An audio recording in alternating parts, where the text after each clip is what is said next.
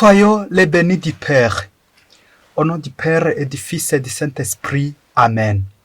Chers frères et sœurs dans le Christ, que la paix du Christ soit toujours avec vous.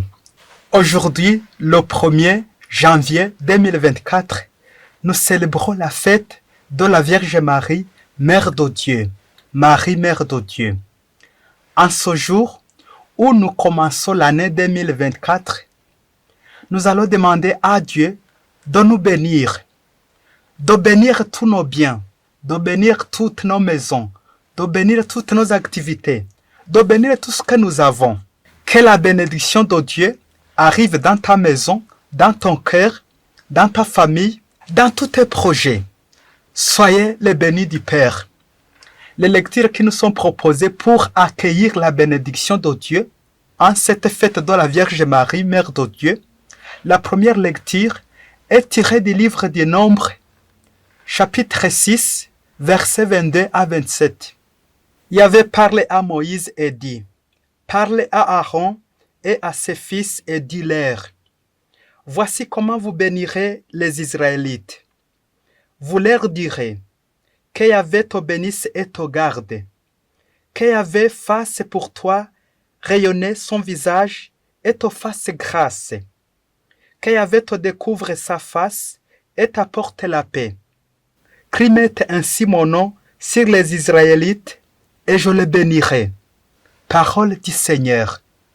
Le psaume responsorial est le psaume 67. La deuxième lecture est tirée de l'épître de Saint Paul apôtre aux Galates, chapitre 4, versets 4 à 7. Mais quand vint la plénitude des temps, Dieu envoya son Fils, né d'une femme, né sujet de la loi, afin de racheter les sujets de la loi, afin de nous conférer l'adoption filiale. Et la preuve que vous êtes des fils, c'est que Dieu a envoyé dans nos cœurs l'esprit de son Fils qui crie « Abba, Père ». Ainsi n'est-il plus esclave mais fils. Fils est donc héritier de part de Dieu. Parole du Seigneur. Le Seigneur soit avec vous. Évangile de Jésus-Christ selon Saint Luc, chapitre 2, versets 21 à 27. Et advint quand les anges les eurent quittés pour le ciel, que les bergers se dirent entre eux, allons jusqu'à Bethléem et voyons ce qui est arrivé et que le Seigneur nous a fait connaître. Ils vinrent donc à hâte et trouvèrent Marie, Joseph et le nouveau-né couchés dans la crèche. Ayant vu, ils firent connaître ce qui leur avait été dit de cet enfant. Et tous ceux qui les entendirent furent étonnés de ce que leur disaient les bergers. Quant à Marie, elle conservait avec soin toutes ces choses, les méditant en son cœur. Puis les bergers s'en retournèrent, glorifiant et louant Dieu pour tout ce qu'ils avaient entendu et vu, suivant ce qui leur avait été annoncé. Et lorsque furent accomplis les 8 jours pour sa circoncision, il fit appeler du nom de Jésus, nom indiqué par l'ange avant sa conception. Acclamons la parole du Seigneur. Chers frères et sœurs, en cette fête de la Vierge Marie, Mère de Dieu, notre thème de méditation, la bénédiction. Comment être béni? Est-ce que je suis béni? Est-ce que tu es béni? Si tu n'es pas béni, approchons Dieu pour qu'il te bénisse. Que Dieu te bénisse et te garde. Ça, c'est mon souhait. Comment être béni? Et parfois, les chrétiens se découragent en disant, est-ce que je suis béni vraiment? Comment un béni de Dieu peut avoir faim, peut être en échec? Et beaucoup de questions que nous nous posons là-dessus. Est-ce que tu es béni? Est-ce que nous sommes bénis? Notre méditation, la bénédiction, va porter 3 points. La Vierge Marie, Mère de Dieu. Le deuxième point, c'est le nouvel an. Troisième, ça sera la bénédiction. J'allais dire la bénédiction finale. Commençons par le premier point. Pour être béni, pour recevoir la bénédiction de Dieu. La Vierge Marie, Mère de Dieu. Il y a un adage qui dit, tous les animaux sont égaux, mais il y a ceux qui sont plus égaux que les autres. Cela pour vous dire, chers frères et sœurs, que parmi toutes les fêtes de la Vierge Marie, il y a des fêtes et des grandes fêtes.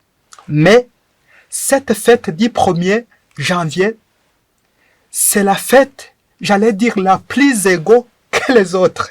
C'est la grande fête. C'est le chef des fêtes de la Vierge Marie. Et pourquoi? Parce que nous célébrons l'incarnation. Le Verbe s'est fait chair dans le sein de la Vierge Marie, la Mère de Dieu.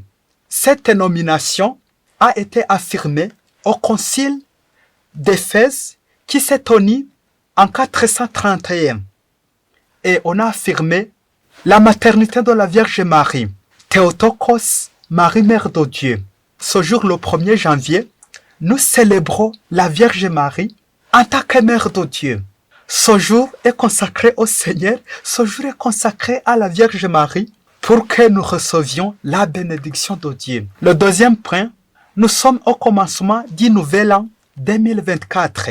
Nous vous souhaitons une bonne année, l'année de paix, l'année de joie, une année fructueuse. Il faut planifier tes projets pour que le Seigneur les bénisse. As-tu planifié tes projets, tes études, tes enseignements, tes activités? Le Seigneur passe aujourd'hui pour les bénir. C'est pour cela qu'au début de cette année, l'Église nous propose des lectures où il y a la bénédiction. La première lecture, nous avons entendu Dieu qui envoie Moïse pour bénir les Israélites en présence des prêtres. Les prêtres Aaron et ses fils qui vont bénir le peuple d'Israël. Il y avait à parler à Moïse, parle à Aaron et à ses fils et leur dit, voici comment vous bénirez les Israélites. Voici la formule de bénédiction. Yahvé te bénit et te garde. Amen.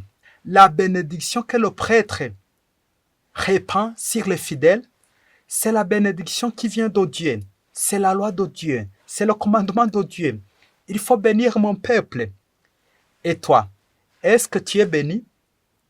Et l'évangile d'aujourd'hui, au commencement de cette année, consiste à nous montrer la Vierge Marie, prêt à donner le nom à l'enfant, l'Emmanuel. Dieu est avec nous. Et je vous souhaite que Dieu soit avec vous durant toute l'année. Évitons d'enlever le Seigneur dans nos projets. Que Dieu soit toujours avec nous, l'Emmanuel. Quand vous êtes avec le Seigneur, vous êtes bénis. Le troisième point et le dernier point, la bénédiction finale.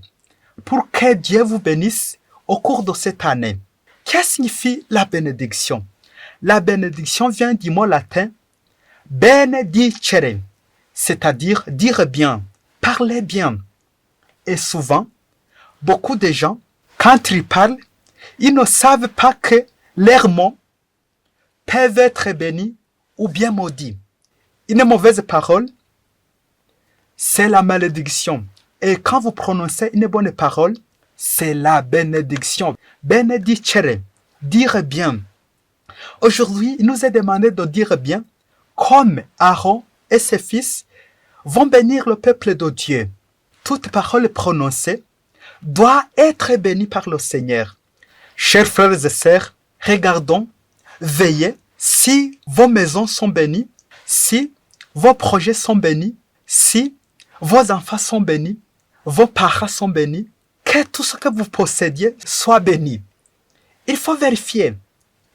Un jour, un fidèle, un chrétien, était dans les épreuves incessantes, des faillites énormes. Et un jour, il s'est décidé d'aller voir le prophète de Dieu, pour lui révéler ce qu'il doit faire en ce qui concerne ses faillites. Arrivant chez le prophète, il a exposé son cas, son problème, et lui a dit, voilà, je suis malheureux, je prie Dieu, je ne peux pas m'absenter dans l'église tous les dimanches, je participe partout, je suis un chrétien convaincu et même convaincant. Mais je me pose la question, pourquoi suis-je malheureux? Pourquoi toutes ces faillites? Et il lui dit, voici, j'avais une belle voiture, mais récemment, la voiture s'est cognée, le chauffeur a fait accident et la voiture n'est plus là. Le deuxième problème, Ma femme, après avoir remarqué cette faillite, elle s'est en allée chez elle. Il n'est plus avec moi. C'est comme ça que je suis devenu malheureux. Et le prophète lui a dit, attention, cher fidèle de Dieu, la voiture ne t'appartient pas. La voiture était réservée pour le transport des cadavres que les bandits avaient tués, avaient massacrés. Et toi, tu l'as achetée alors que ça ne t'appartenait pas. C'était la voiture des bandits.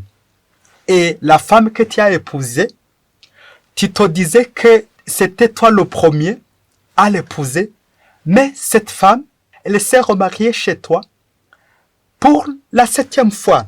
Donc tu es le 7e à la remarier.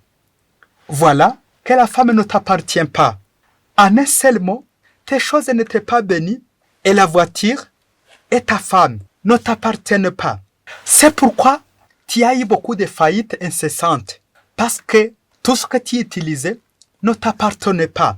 Alors, il faut utiliser ce qui convient, dans la manière qui convient. En un mot, tes choses n'étaient pas bénies. C'est pourquoi ils sont tombés en faillite. Et le fidèle rentra chez lui, joyeux, parce qu'il avait déjà connu pourquoi il était tombé dans les faillites. C'est parce que sa voiture ne l'appartient pas. Il avait acheté la voiture des bandits, la voiture qu'on utilisait dans les mauvaises manières. Chers frères et sœurs, vérifions si nos maisons sont bénies, si nos voitures sont bénies, si nos femmes, nos maris sont bénis, nos enfants sont bénis. Que ce jour consacré à la Vierge Marie nous procure des bénédictions nécessaires pour accomplir toutes nos activités que nous avons planifiées, que nous avons prévues au cours de cette année. Pourquoi tu ne réussis pas en classe? Parce que tu n'es pas béni. Parfois tu triches ou bien tu n'étudies pas. Dans ce cas, tu n'es pas béni. Peut-être que ta voiture est une voiture de luxe. Peut-être que tu as une femme illégale.